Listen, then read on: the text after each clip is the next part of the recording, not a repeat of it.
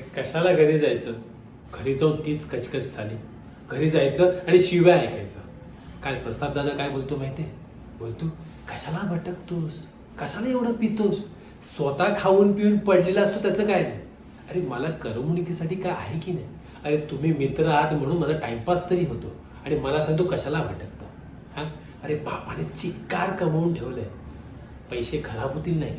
अरे किडे पडतील पैशाला. पैशाचा चांगला वापर झाला पाहिजे की नाही? आणि आपण काही लोकांसाठी कमी करतो का? हा, पहिले मित्र गोळा करा, त्यांच्या आवडीनिवडी विचारा, मग विचारा तू काय पिणार, तू काय पिणार, तू काय पिणार, मग त्यांना घेऊन जावा प्यायला. अरे काय कमी आहे काय? कोणाला खायला प्यायला घालणं पुण्याचंच काम आहे ना.